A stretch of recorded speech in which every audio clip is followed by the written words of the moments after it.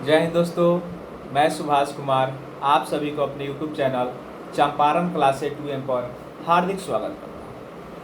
और आज का जो ये वीडियो है ये जूनियर एग्जीक्यूटिव एसएनटी के सैलरी पे होने वाली है कि जूनियर एग्जीक्यूटिव एसएनटी की सैलरी कितनी मिलती है। तो आप सबों को बड़ी खुशी होगी कि मेरी भी ट्रेनिंग अभी STTC गाज़ियाबाद में चल रही है और मेरा भी सिलेक्शन 2021 बैच के जूनियर एग्जीक्यूटिव एसएनटी में हुआ है।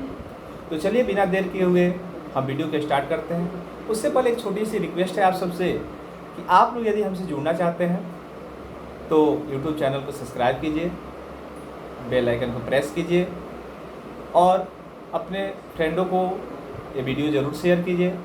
और डिस्क्रिप्शन में एक लिंक है मेरे टेलीग्राम चैनल का पर्सनली, उससे आप ज़रूर जुड़ जाइए। तो जूनियर एग्जीक्यूटिव एसएनटी जो होती है इसका सारा डाटा मैंने DFC के साइट से कलेक्ट किया है और मेरे सामने मेरा लैपटॉप भी है। तो जितने भी इसका डाटा है वो जो बेसिक सैलरी होती है इसकी, वो बेसिक सैलरी आपकी कितनी होती है? 25,000 रुपये होती है। कितनी होती है बेसिक सैलरी? 25,000 रुपया होती है। उसके बाद इसका जो DA होता है और DA कितना होता है? तो उसका DA जो होता है बेसिक सैलरी के आपको 32.5% होता है, जो कैलकुलेट करने के बाद आपको 8,125 रुपये आते हैं। कितने आते हैं? 8,125 रुपये आते हैं। उसके बाद एक तरह की और अलाउंस होती है जिसमें बास्केट अलाउंस। आप कहिएगा बास्केट अलाउंस क्या होता है? तो बास्केट अलाउंस होती है जिसमें सारे अलाउंस को जोड़ के 35% उसमें कंसीडर किया जाता है कि 35% उसमें 8-10 प्रकार के अलाउंसेज होती है, जैसे फिटनेस हो गया, सफाई हो गया, एजुकेशन यानी शिक्षा पे हो गया, आपके स्वास्थ्य पे हो गया, इलेक्ट्रिक चार्जेज हो गया, बहुत तरह की उसमें अलाउंसेज होती है। उसमें फाइनली आपको जोड़ के 35% ही मिलता है, उससे ज़्यादा नहीं मिलता है।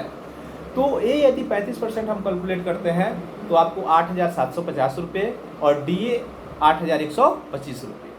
और उसके अलावा इसमें जो मेरा एक और तरह के जो सैलरी में इंक्लूड होती है हर मंथ, वो होती है HRA, हाउस रेंट अलाउंस।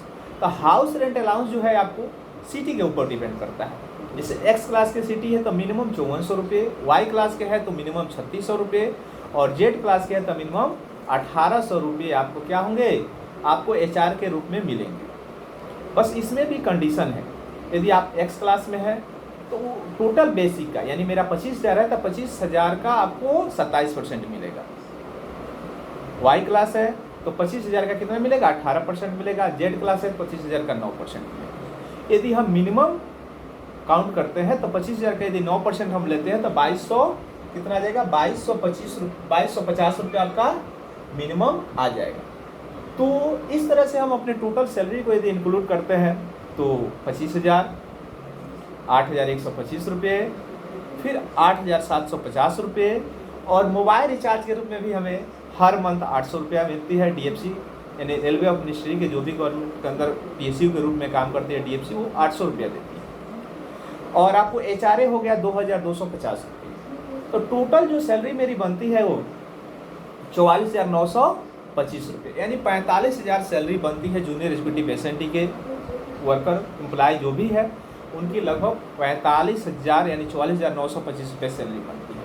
तो क्या ये भी प्रश्न बनता है, तो क्या है मेरे इन हैंड यानी जो भी हैंड में होती है क्या वो पूरी सैलरी आ जाती है? ऐसी है तो नहीं। क्यों? क्योंकि कुछ भविष्य के लिए भी तो जमा होनी चाहिए राशि। तो इसमें है आपको दो तरह के अकाउंट है, जो भी DFC में है दो तरह के अकाउंट है। एक अकाउंट है आपको, कौन सा अकाउंट है? एक अकाउंट है NPS अकाउंट और दूसरा अकाउंट है EPF अकाउंट। जो भी रेलवे के मेरे भाई हैं मैंने उनसे कंसल्ट किया, उनसे जाना कि आप में भी ऐसी होती है तो नहीं, उनको केवल NPS अकाउंट होता है, EPF नहीं होती है। तो यहाँ बात है कि मेरी NPS और EPF में कितना कटता है। तो NPS जो होता है वह बेसिक प्लस DA, यानी बेसिक प्लस DA मेरा हो रहा है 25,000 और 3300 रुपये के आसपास ये हो रहे हैं DA 33,112, यानी 25,000 और प्लस DA कितना है? 10% यदि हम निकालेंगे तो DA हमारा आ जाएगा आपको कितना? 312 रुपये आ जाएगा। तो आपको कितना हो जाएगा? ये 312 बेसिक प्लस DA यानी 33,000 का, यानी 25,000 आपको बेसिक और 8,125 डी, यानी 33,000 का जब 10% हम निकालेंगे तो यहाँ आ जाएगा 33,125 रुपया। तो 3,300 रुपये के आसपास ये हो गया। ये पूरी गवर्नमेंट हमको देती है। ये क्या करती है पूरा, ये पूरा जो होती है गवर्नमेंट देती है। लेकिन वहीं जब ईपीएफ होता है तो ईपीएफ अकाउंट में जो होता है उसमें बेसिक प्लस डी यानी 33,000 का 12% जो होती है गवर्नमेंट देती है और 12% अपना इंक्लूड होता है, यानी 4,000 रुपये के आसपास ये भी आ जाएंगे। तो 4 8,000 रुपया और 3,000 रुपया जो हो जाएगा ये हो जाएगा क्या, मेरा एनपीएस, यानी 11,000 के आसपास हमारे अकाउंट से और गवर्नमेंट के अकाउंट से हमारे जो है ईपीएफ और एनपीएस अकाउंट में जमा होगी, जो आपको रिटायरमेंट के समय पेंशन और रिटायरमेंट के एक मोटी रकम के रूप में आपको मिलेगी। तो टोटल सैलरी मिलती कितनी है अकाउंट में, तो इसमें से आपको बता ही है केवल 12% बेसिक और डीए का, यानी लगभग 4,000 रुपये ही मेरे अकाउंट से, आपके अकाउंट से, यानी जूनियर एग्जीक्यूटिव के जो भी एम्प्लॉय उनके अकाउंट से कटती है। तो 4,000 रुपये ये कट जाएगा, तो लगभग 45,000 रुपये में से यदि 4,000 रुपये को हम माइनस कर देते हैं तो 41,000 रुपये जो सैलरी है वह हमारे हाथ में इन हैंड यानी इन अकाउंट में आने वाली है, क्रेडिट होने वाली है। तो बड़ी खुशी की बात है कि हम लोग इन हैंड 41,000 रुपये फर्स्ट सैलरी के रूप में हम लोग को 41-42,000 रुपये मिले हैं। और इसमें भी और बहुत सारे के गिफ्ट वगैरह भी हम लोग को मिलते हैं जो डीएफसी के अंदर एम्प्लॉय है, और उनका कैटेगरी एक फिक्स है कि इस कैटेगरी के अंदर वो लोग आते हैं। कैटेगरी इन सेंस हो गया कि उनका लेवल क्या है, जैसे मेरा लेवल है N5, हम लोग N5 लेवल में आते हैं। N5 लेवल में गिफ्ट की जो प्रोसीजर है, कौन कौन से गिफ्ट मिलते हैं, इसमें गिफ्ट की जो संख्या है बहुत है। जैसे कि आपका बर्थडे गिफ्ट हो गया, आपको मोबाइल गिफ्ट हो गया, आपको दीपावली स्पेशल गिफ्ट हो गया, कोई मैरिज कर रहा है तो मैरिज गिफ्ट भी उसको मिलती है। तो इसमें भी आपको जानने में बड़ा उत्सुकता होगा, और मुझे ख्याल है कि सब लोग चाहेंगे कि हाँ हम डीएफसी में जाना चाहते हैं या डीएफसी में है तो हमको क्या अलाउंसेस मिलेगी। तो जो बर्थडे अलाउंस मिलती है वो आपके जब भी डेट ऑफ बर्थ होता है, जब आप जो भी डॉक्यूमेंट में इशू वहाँ इशू है जो आपने मेंशन कर रखा है, उस बर्थडे के मंथ में आपके सैलरी में 1,000 रुपया ज़्यादा क्रेडिट होकर आता है। कितना आता है, 1,000 रुपया। मोबाइल के लिए जो है वो एवरी 2 ईयर 6,000 आते हैं, यानी 6,000 रुपया आती है, और हर 2 साल पे 6,000 की रुपया अभी जो है जूनियर एग्जीक्यूटिव एसएनटी के लिए है। जैसे ऊपर जाते हैं राशि बढ़ती है। उसके बाद है कि आपको एक जैसे कि सूटकेस हो गया या आप एक ट्रॉली बैग अपना लेते हैं, उसमें भी जो है 1,500 रुपया आपको प्रति 2 मंथ में 2 ईयर में एक बार मिल जाती है। 1,500 रुपया वो भी आ जाता है। सबसे पहली बात है और सबसे जो एक इसमें मोटी रकम एक और भी है वो है यूनिफॉर्म की। जब आप ज्वाइन करते हैं तो फर्स्ट ही मंथ में आपको यूनिफॉर्म के लिए 10,000 रुपया जो होता है वो डीएफसी की तरफ से आपके अकाउंट में सैलरी के साथ ही उसको भी क्रेडिट की जाती है, और उसमें आपको ड्रेस के रूप में ड्रेस बनवाने होते हैं। तो ड्रेस पे भी एक वीडियो आपको बनेगा कि ड्रेस में क्या क्या होते हैं, वो बात की बात है। और एक दीपावली गिफ्ट भी होते हैं इसमें। दीपावली गिफ्ट में क्या होता है, तो प्रत्येक ईयर डीएफसी अपने एम्प्लॉय को लेवल के अनुसार, जैसे हम लोग लेवल 5 में आते हैं, इस लेवल में क्या होती है 10,000 प्लस 1,000 यानी टोटल 11,000 का जो होता है कार्ड यानी कूपन मिलते हैं हमको, जो एचडीएफसी बैंक, आईसीआईसी बैंक, किसी भी बैंक का हो सकता है, वो कार्ड के रूप में आपको मिलता है जो 2 साल के लिए वैलिड होता है। आप 2 साल में उस कार्ड से कहीं भी आप शॉपिंग वगैरह कर सकते हैं। हाँ, उससे पैसे का कहीं शॉपिंग कर सकते हैं, कहीं बिलिंग वगैरह भी हो सकता है, तो वहाँ आप उसको दे सकते हैं। उस पैसे को आप दूसरे यूज नहीं कर सकते हैं। तो इसमें 1,000 रुपये आपके मिठाई वगैरह खाने के लिए आते हैं दीपावली में, और 10,000 रुपये आपके कपड़े वगैरह और भी शॉपिंग करने के लिए आते हैं।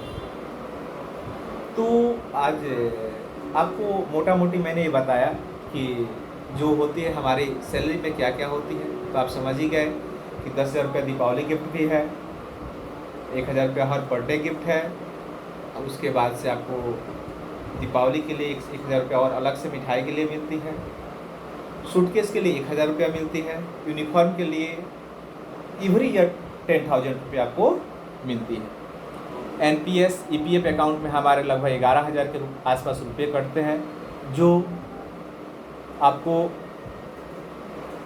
जब भी हम सर्विस से बाहर जाते हैं, जब भी एज हमारी अधिक होती है, जब हम सर्विस से रिटायरमेंट की स्थिति में जाते हैं, यही मेरे पेंशन और मेरे जो और लाइफ का आधार यही होगा। तो ये जॉब बहुत ही बेटर है, बहुत ही मस्ट है। रहा इसका तुलनात्मक अध्ययन, तो मैं इसके नेक्स्ट वीडियो जब भी लाऊंगा तो 2 सैलरी स्लिप रहेगी, एक इंडियन रेलवे की जो टेक्नीशियन है, बहुत सारे मेरे मित्र हैं, और एक जो सैलरी स्लिप रहेगी वो खुद मेरी रहेगी जूनियर एग्जीक्यूटिव एसएनटी के लिए। और क्योंकि टेक्नीशियन थर्ड के अंदर हम लोग भी आते हैं, और टेक्नीशियन थर्ड का वहाँ से भी एक सैलरी स्लिप लिया जाएगा, और जब हम चर्चा करेंगे तो आप खुद वहाँ देख लीजिएगा कितनी वहाँ डिफरेंटेड होती है, कितनी अंतर होती है। तो आज का वीडियो कैसा रहा आप कमेंट बॉक्स में ज़रूर बताइए, और आगे जो है बहुत सारे क्वेश्चन हैं आप वो क्वेश्चन को कमेंट बॉक्स में टाइप कीजिए, और जो भी क्वेश्चन होगा मैं कोशिश करूँगा आपके प्रत्येक प्रश्न पे मैं एक वीडियो बनाऊँ, और मैक्सिमम सप्ताह में एक वीडियो आपको ज़रूर मिल जाएगी मेरे यूट्यूब चैनल पे। और जब भी जो वैकेंसी आती है, जैसे रेलवे की वैकेंसी हो गई, DFC की वैकेंसी हो गई, स्टेट गवर्नमेंट की और भी वैकेंसी आती है, इसका भी अपडेट हम देने का प्रयास करेंगे अपने चैनल से, क्योंकि अभी बहुत बिजी हम लोग चल रहे थे, ट्रेनिंग हो रही है, धीरे धीरे ट्रेनिंग एग्ज़ाम भी ख़त्म हो रहा है, और तो उसके बाद बहुत सारे समय हम लोग को मिलना चालू हो जाएगा जब भी हम लोग ड्यूटी जाएंगे। 1 मंथ के बाद हम लोग ड्यूटी भी जाने वाले हैं। तो मोटा मोटी यही रहा कि 44-45 हज़ार सैलरी बनेगी, जिसमें से 4-5 हज़ार रुपया कट जाएंगे हमारे, 41-42 हज़ार के आसपास हमारी सैलरी, जो भी जूनियर एग्जीक्यूटिव एसएनटी की एम्प्लॉय है उनकी सैलरी प्रत्येक मंथ आने वाली है। तो आज के लिए इतना ही। जय हिंद, जय भारत। आप अपना प्यार बनाए रखिए, और कमेंट बॉक्स आपके लिए है, आप ज़रूर कमेंट कीजिए, और आपके हर एक कमेंट का रिप्लाई मैं देने का प्रयास करूँगा।